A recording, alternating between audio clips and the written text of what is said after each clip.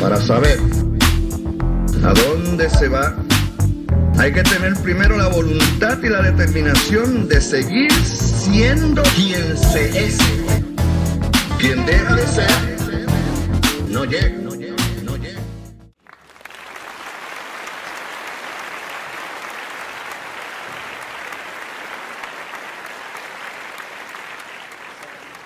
Thank you for being here. The theme of this conference is Nuestro Futuro. It's the first of its kind in Miami in a long time to focus on the Puerto Rican community in Florida, its history, challenges, and the role of the future of Puerto Rico. Today I'm going to provide a very brief overview of the history of the Puerto Rican diaspora in Florida, where we have come from, de donde venimos, how we're doing, cómo estamos, and where are we going, hacia dónde vamos, as well as the impact of Maria on the state of Florida. There are currently 5.1 million Puerto Ricans living in the United States. 1.2 million Puerto Ricans live in Florida.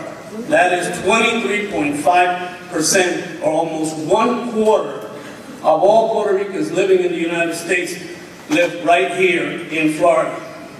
And that is what we're talking about here today. The data also shows that Puerto Ricans are the largest Latino group in the state of Florida. That is our future. That is our challenge. But being the largest group does not automatically improve our conditions. We have to do that. In addition, these numbers are not lost on politicians this year in Florida, as you can tell by the program. Many of them are running for office, and they will be around here shaking hands. I don't see any babies, so maybe they'll kiss your wife. There is no new path without knowing our history. Otherwise, we may walk over the same mistaken roads as before. Who were these Puerto Ricans that came before us? Where and when did they arrive? And why did they choose specific regions of the state? These are some of the questions I try to address in this presentation. You want to know what Nuestro Futuro is, especially those who are very active. Need to know that we stand on the shoulders of those who came before us. If you sincerely want to know Nuestro Futuro, then you need to know Nuestro Pasado. First, you must read. Boricuas in Florida, we have some fine scholars in our midst who have written important books and articles about this community. Read the works of Jorge Duani, Felix Matos Rivera Rodriguez, the late Angelo Falcón, Elizabeth Aranda, Patricia Silva, Luis Martinez, Edwin Melendez, among others. And wait till Dr. Nidia Cabrera's new book on the history of Puerto Ricans in Miami comes out. And read it. You must read and study our pasado to know our futuro. My greatest challenge as a professor is to get students to read and to study when they do not want to do it. Estamos chavos. Cuando los estudiantes universitarios quieren sacar buenas notas sin estudiar, ¿qué? So let us see if we can understand briefly our own history in Florida. Beginning in the latter part of the 19th century, Puerto Ricans began coming to Florida in small but steady streams and grew into a flood by the early 21st century. Over the course of this period, Puerto Ricans traveled to Florida in 3 significant historical waves or stages, each one of them directed to a different region of the state, and each establishing its own migratory patterns that continue to this day, and that is what I call the Boricua Triangle. It's a little play on the Bermuda Triangle. But you know, the Bermuda Triangle connects Florida and Puerto Rico, right? You knew this. About 80% of Puerto Ricans that live in Florida live within and around this triangle. So there is historical reasons for that connection. There are also present reasons for that. From the, so these three waves, right? One, the first wave of Puerto Ricans to arrive in Florida did so in the 1880s and 1890s. They were cigar makers. They went to Tampa, Florida, the first leg of our triangle. By the 1940s, there was a shift in movement of Puerto Ricans to Florida, and the shift was to Miami. One of the primary reasons for that was that in 1927, Pan American Airways was founded in Key West, and the year after they moved to Miami, close to where the airport is today. The first flight from San Juan to Miami took place in January of 1929. The Boricuas that went to Tampa following the cigar industry, like the Casellas family that's here, did so following the need for work, and as Ybor City took effect, as Martinez Ybor moved his factory from Key West to Tampa, where he had got better opportunities, where the railroads were connected to the rest of the states, he brought those tobacco workers with them. And families like the Casellas were pioneers in Tampa. Tampa, Florida, has the third largest Puerto Rican concentration in the state, and it has been for many generations. Among the Puerto Ricans that lived in Tampa was a well-known Puerto Rican labor activist and feminist, Luisa Capetillo.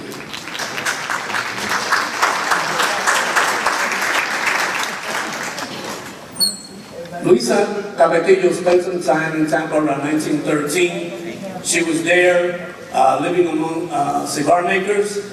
She was a lecturer, she was a reader in a cigar factory as she prepared a second edition of her book. But by the 1920s, the cigar industry began to decline with the introduction of the cigar making machine. And this impacted areas like Tampa in large amounts, and many cigar makers began to leave Tampa and move to New York and Philadelphia and other places. As I indicated, in the 1920s, Miami experienced an economic boom.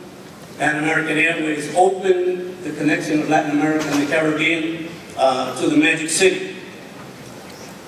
And with it came investors from Puerto Rico.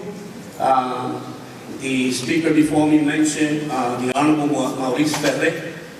Maurice Ferrer's father moved here, along with other Puerto Rican investors who helped to develop Miami, investing in sugar production in the Okeechobee region and in banking in the city of Miami. By the way, this is still a story that has to be written, right? Mayor Ferrer is very modest in that regard. But this is an important chapter and contribution that Puerto Ricans made to Miami and to the history of Miami.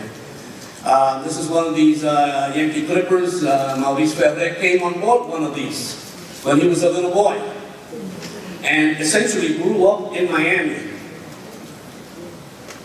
Other Puerto Ricans that stopped here during the Second World War, Miami became a huge hub for the military during World War II. Many spaces, hotels, and others were used to camp soldiers, Marines, airmen. Gilberto Herrera Valentin, who was living in New York at the time World War II broke out and was a labor organizer, lived for a time in Miami where he trained as a B-17 Flying Fortress navigator. Many GIs who came to Miami during World War II decided to come back after the Second World War. They liked what they saw. They liked what I saw, too. That's why I'm here. Newspapers of that time tell us about the farm workers from Puerto Rico that began to be recruited in the 1940s and the 1950s to places like Homestead and Palm Beach and other agricultural areas. Thousands, hundreds first, and then thousands. And then Puerto Ricans established their enclave in Wynwood. And for the next 40 years, built up a Puerto Rican community there. And so it's important to note, there is, I wish he were here, because I don't know, he would know, he wondered where I got this picture from. This is Maurice Ferré, probably in his early 20s. I love the sweater. And his beautiful wife. I think they had been married right around this time. And as was pointed out, Maurice has a special place in the history of Puerto Ricans in this town, in this state, has served this community in this state in many capacities. I wish him well. I understand he's a little bit under the weather today. Hopefully he'll be able to make it. The other reason why Puerto Ricans came here in the 1940s and 50s was because of the garment industry that existed just north of Wynwood, in what today is called the Design District. And many Puerto Rican women came to work there. And also because as the industry, the hotel industry began to develop, many of them got jobs in the hotels. But by the mid-1960s,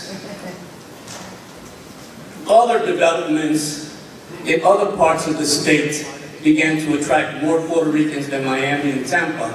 No, Walt Disney was not Puerto Rican, but he may as well have been. Because the impact of his investment in the Orlando area and the expansion of NASA and other entities began to draw large numbers of Puerto Ricans to the Central Florida area.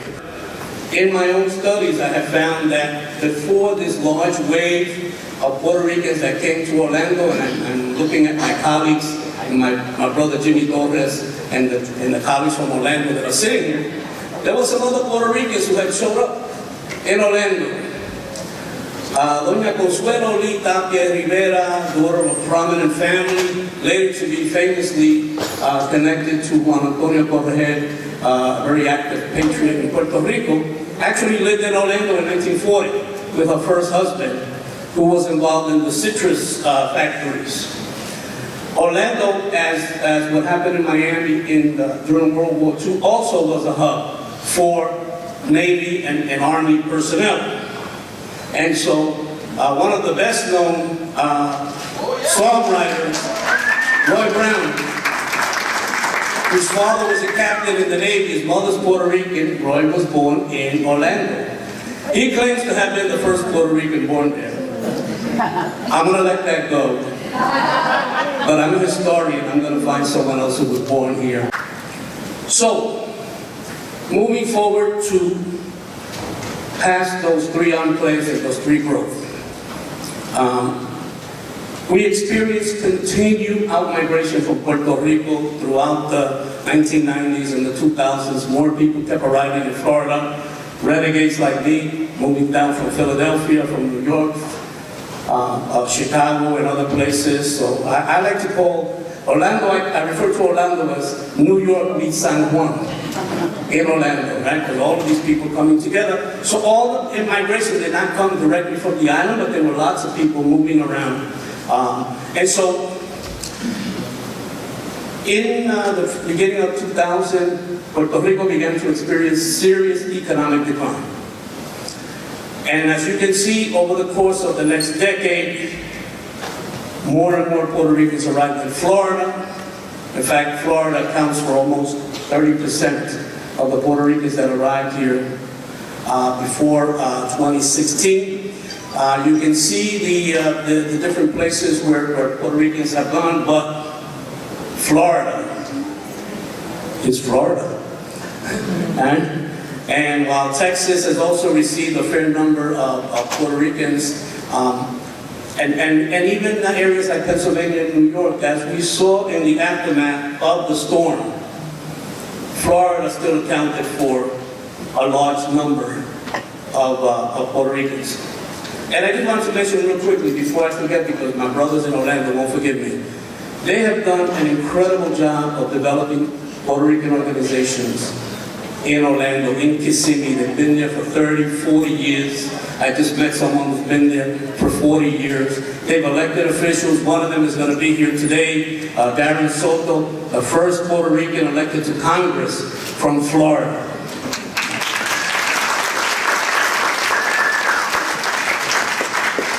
And he just arrived, so I'm going to embarrass him, my friend, State Representative Robert Asensio in 2016. He became the first Puerto Rican elected to the State House out of Miami in 50 years.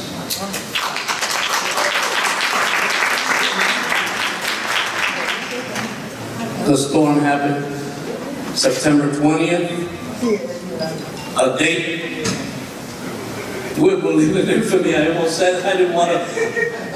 I would never try to replace one of my historical heroes, Franklin Delano Roosevelt. But it left many challenges for us. It left many challenges for the state of Florida. There are people sitting here who worked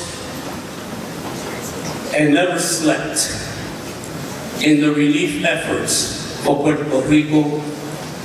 People like Héctor Díaz, Natasha, Santiago Otero, so many of you, Robert Asensio, so many of you that worked so hard, Mario Catalino, all of you. The mobilization was incredibly touching. And most recently, I talked to friends of mine on the island, and for the first time, and I lived in Puerto Rico for many years, for the first time, I heard Puerto Ricans on the island recognize de todo corazón the importance of the diaspora for Puerto Rico.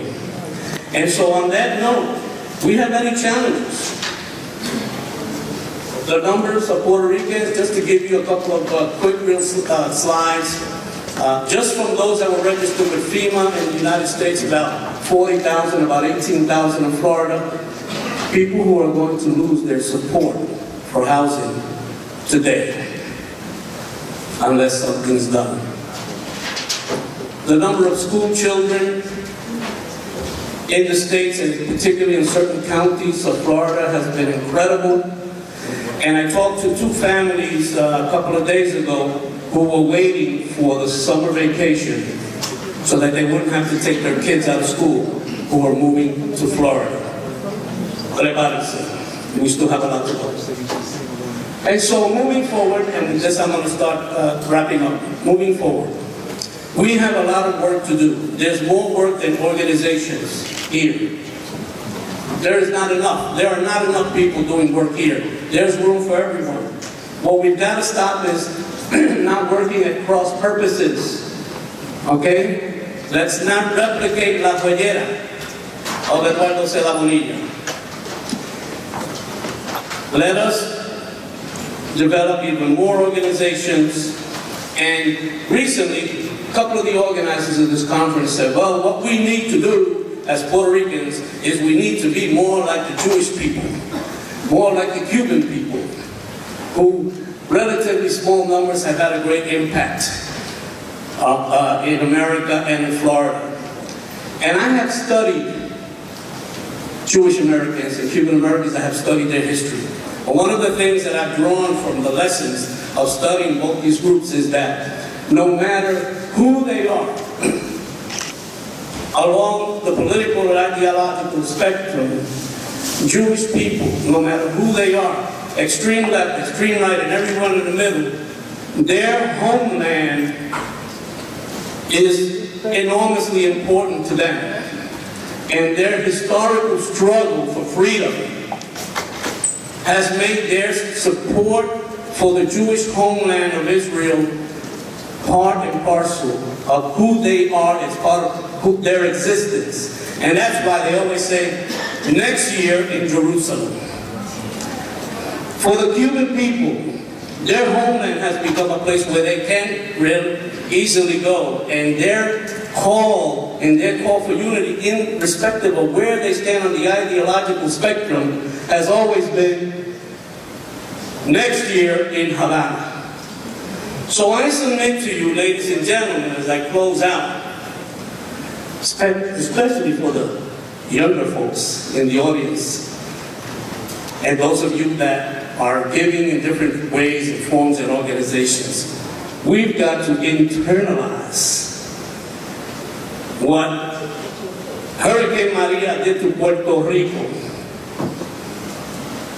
Was devastating. And we've got to turn that into an ongoing rally call for Boricuas everywhere. So I submit to you that what we need is, next year it's San Juan con you. Gracias.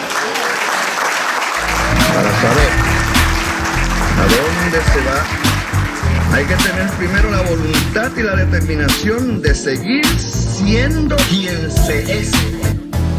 Quien deja de ser, no llega.